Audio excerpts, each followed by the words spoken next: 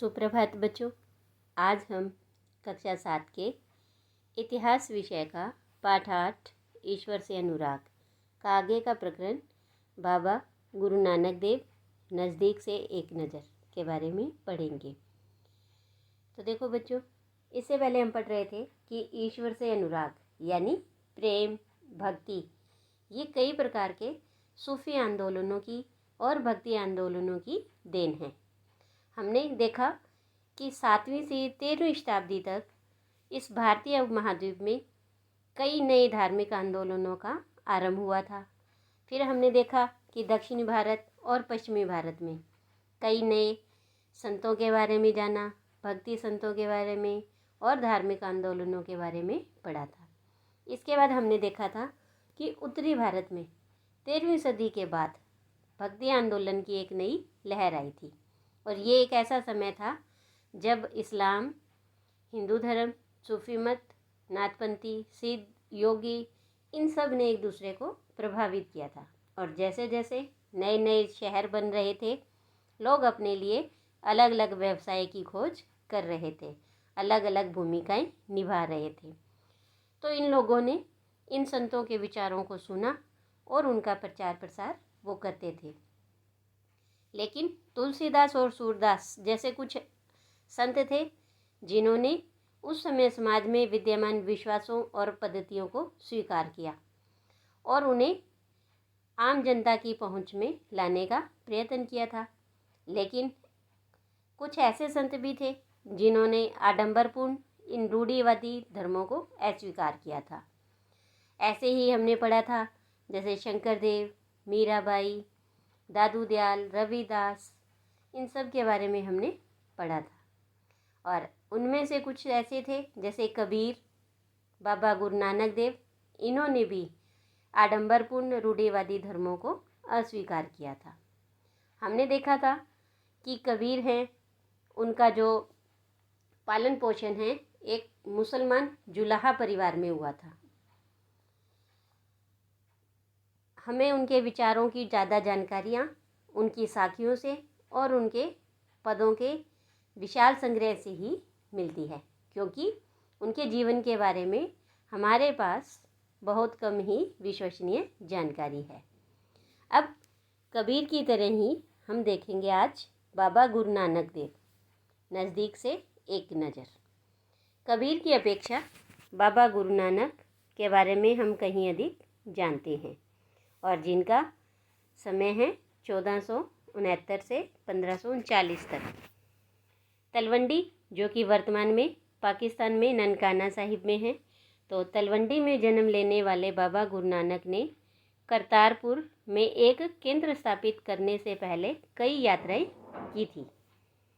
करतारपुर, जो कि रावी नदी के तट पर डेरा बाबा नानक के नाम से स्थित है, वहाँ बाबा गुरु नानक ने एक केंद्र स्थापित किया था। लेकिन इस केंद्र को स्थापित करने से पहले उन्होंने कई यात्राएं की थी। उन्होंने अपने अनुयायियों के लिए करतारपुर में एक नियमित उपासना पद्धति अपनाई, जिसके अंतर्गत उन्हीं के शब्दों को गाया जाता था। शब्दों का अर्थ है भजन, यानी उन्हीं के भजनों को गाया जाता था। उनके अनुयायी अपने अपने पहले धर्म या जाति अथवा लिंग भेद को नज़रअंदाज करके एक सांझी रसोई में इकट्ठे ही खाते पीते थे और इसे लंगर कहा जाता था। बाबा गुरु नानक ने उपासना और धार्मिक कार्यों के लिए जो जगह नियुक्त की थी उसे धर्मशाल कहा गया और आज इसे गुरुद्वारा कहते हैं। 1539 में अपनी मृत्यु के पूर्व बाबा गुरु नानक ने एक अनुयायी को अपना उत्तराधिकारी चुना था और इनका नाम था लहना, लेकिन ये गुरु अंगद के नाम से जाने गए, यानी कि गुरु अंगद का जो वास्तविक नाम है वो लहना है। गुरु अंगद नाम का महत्व यह था कि गुरु अंगद बाबा गुरु नानक के ही अंग माने गए थे। ये देखिए, यहाँ आपको चित्र दिखाई दे रहा है जिसमें कि धार्मिक महानुभावों से यानी बड़े लोगों से बाबा गुरु नानक देव चर्चा कर रहे हैं। जब वे युवक थे, युवावस्था में थे, तब वे धार्मिक महानुभावों से धर्म के बारे में चर्चा कर रहे थे। इसके बाद देखिए कि गुरु अंगद का मतलब हुआ कि गुरु नानक के ही अंग। तो गुरु अंगद ने बाबा गुरु नानक की रचनाओं का संग्रह किया और उस संग्रह में अपनी कृतियां भी जोड़ दी। संग्रह एक नई लिपि गुरुमुखी लिपि में लिखा गया था। गुरु अंगद के 3 उत्तराधिकारियों ने अपनी रचनाएं नानक के नाम से लिखी थी और इन सभी का संग्रह गुरु अर्जुन ने 1604 में किया था। और इस संग्रह में शेख फरीद, संत कबीर, भगत नामदेव और गुरु तेग बहादुर जैसे सूफियों, संतों और गुरुओं की वाणी जोड़ी गई।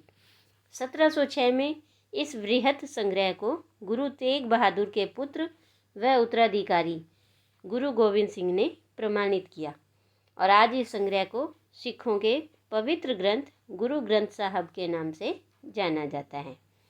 तो ये देखिए यहाँ इस चित्र में कि गुरु ग्रंथ साहिब की ये आरंभिक पांडुलिपि का चित्र है। 16वीं शताब्दी में बाबा गुरु नानक के उत्तराधिकारियों के नेतृत्व में उनके अनुयायियों की संख्या का विस्तार हुआ और ये अनुयायी कई जातियों के थे, परंतु इनमें व्यापारी, कृषक और शिल्पकार ज़्यादा थे। और इसकी वजह यह हो सकती है कि बाबा गुरु नानक इस बात पर बल दिया करते थे कि उनके अनुयायी गृहस्थों और उपयोगी व उत्पादक पेशों से जुड़े हों। अनुयायियों से यह भी आशा की जाती थी कि वे नए समुदाय के सामान्य कोष में योगदान देंगे। 17वीं शताब्दी के प्रारंभ से केंद्रीय गुरुद्वारा हरमंदिर साहब यानी कि स्वर्ण मंदिर जो कि अमृतसर में है, हरमंदिर साहब के आसपास रामदासपुर शहर विकसित होने लगा। प्रशासन में यह वस्तुतः स्वायत्त था। आधुनिक इतिहासकार इस युग के सिख समुदाय को राज्य के अंतर्गत राज्य मानते थे। मुगल सम्राट जहांगीर इस समुदाय को एक संभावित खतरा मानता था। उसने 1606 में गुरु अर्जुन को मृत्यु दंड देने का आदेश दिया। 17वीं शताब्दी में सिख आंदोलन का राजनीतिकरण शुरू हो गया और जिसका दूरगामी परिणाम यह हुआ कि 1699 में गुरु गोविंद सिंह ने खालसा की संस्था का निर्माण किया और खालसा पंथ के नाम से जाने जाने वाला सिख समुदाय अब एक राजनीतिक सत्ता बन गया था। 16वीं और 17वीं शताब्दियों की बदली हुई ऐतिहासिक परिस्थितियों ने सिख आंदोलन के विकास को प्रभावित किया। शुरू से ही बाबा गुरु नानक के विचारों का सिख आंदोलन पर गहरा प्रभाव पड़ा। उन्होंने एक ईश्वर की उपासना के महत्व पर जोर दिया और उन्होंने आग्रह किया कि जाति, धर्म अथवा लिंग भेद मुक्ति प्राप्ति के लिए कोई मायने नहीं रखते हैं। इसके बाद आगे देखिए कि उनके लिए मुक्ति किसी निष्क्रिय आनंद की स्थिति नहीं थी, बल्कि सक्रिय जीवन व्यतीत करने के साथ साथ सामाजिक प्रतिबद्धता की निरंतर कोशिशों में ही निहित थी। अपने उपदेश के सार को व्यक्त करने के लिए उन्होंने 3 शब्दों का प्रयोग किया और ये 3 शब्द थे नाम, दान और स्नान यानी स्नान।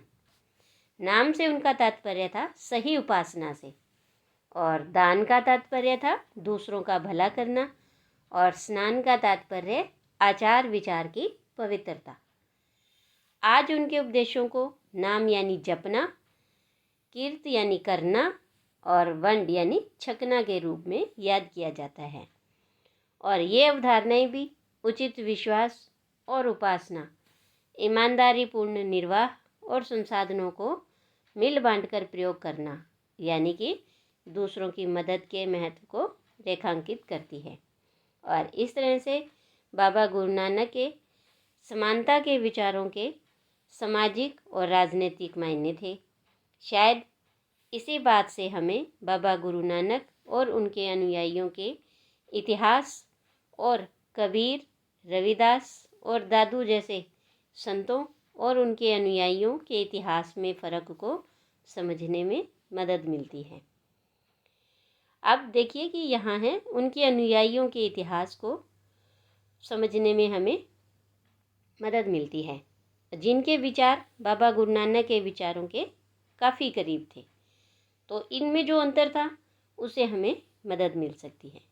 तो इस तरह से हमने देखा भारतीय उपमहाद्वीप में विभिन्न भक्ति आंदोलनों और भक्ति संतों के बारे में।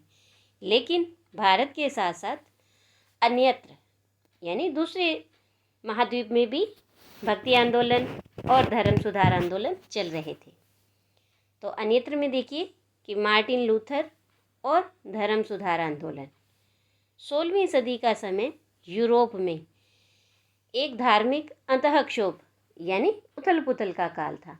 तब ईसाई धर्म में अनेक परिवर्तन हुए, जिन्हें लाने वाले महत्वपूर्ण नेताओं में से एक थे मार्टिन लूथर, और जिनका समय काल है 1483 से 1546 तक।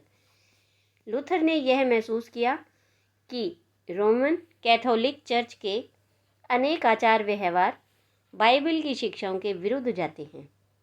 लूथर ने लैटिन भाषा की बजाय आम लोगों की भाषा के प्रयोग को प्रोत्साहन दिया और बाइबल का जर्मन भाषा में अनुवाद किया।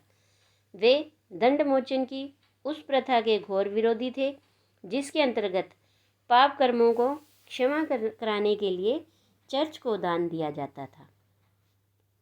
छापेखाने के बढ़ते हुए प्रयोग से उनकी रचनाओं का व्यापक रूप से प्रचार प्रसार हुआ। अनेक प्रोटेस्टेंट ईसाई संप्रदाय अपना उद्भव लूथर की शिक्षाओं में ही खोजते हैं। तो ये देखिए आपको यहाँ इस चित्र में दिखाई दे रहा है कि मार्टिन लूथर द्वारा जर्मन भाषा में अनुवाद की गई बाइबल का ये मुख्य पृष्ठ है, शीर्षक पृष्ठ है। तो इस तरह से इस अध्याय में हमने भारतीय उपमहाद्वीप के साथ साथ यूरोप में भी चले धर्म सुधार आंदोलनों, भक्ति आंदोलनों और भक्ति संतों के बारे में जाना। आज के लिए इतना ही। धन्यवाद।